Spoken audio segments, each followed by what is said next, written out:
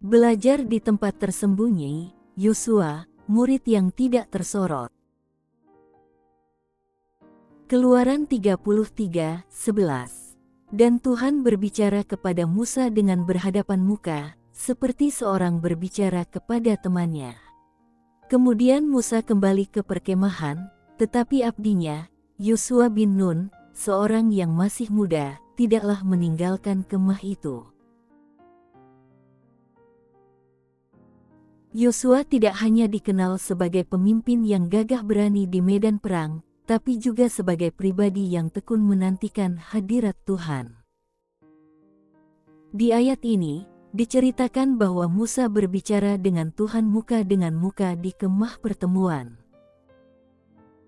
Tapi yang menarik adalah, bagian akhir ayat, saat Musa sudah kembali ke perkemahan, Yosua tetap tinggal di kemah itu.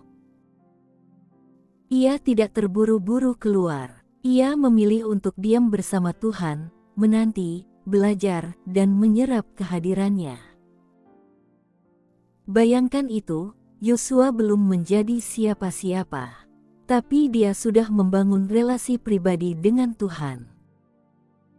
Ia tahu bahwa kekuatan seorang pemimpin sejati tidak datang dari popularitas, tapi dari hubungan yang intim dengan Tuhan.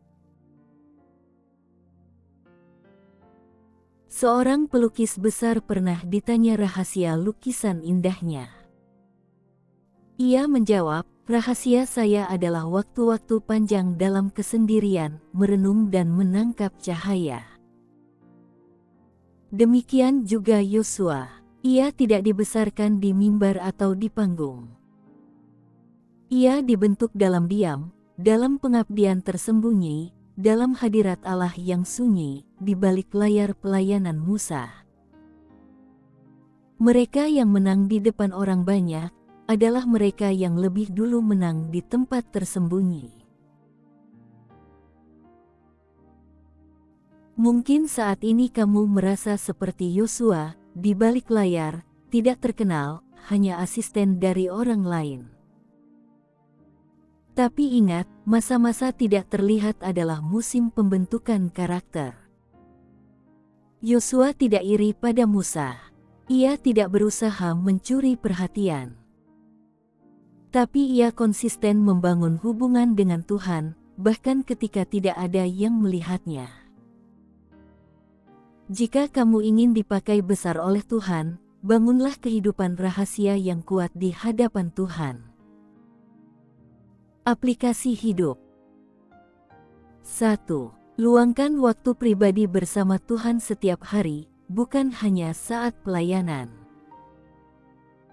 2. Jangan iri pada panggung orang lain, fokuslah pada relasimu dengan Tuhan. 3.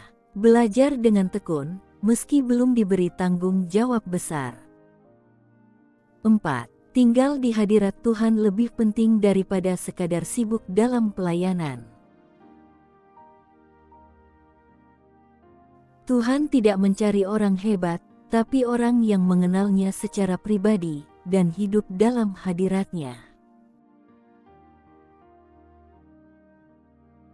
Sahabat, Tuhan sedang membentuk kamu, bukan hanya untuk dikenal manusia, tapi agar kamu kuat di dalamnya. Masa tersembunyi Yosua adalah pondasi dari kepemimpinan besar yang akan datang. Jangan remehkan musim sunyi, karena di sanalah Tuhan paling aktif membentuk hidupmu. Mari kita berdoa.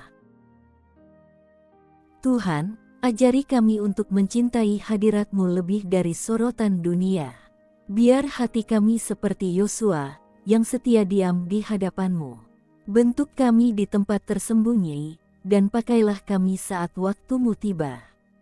Aku rindu mengenal Engkau lebih dalam. Dalam nama Tuhan Yesus kami berdoa, haleluya, amin.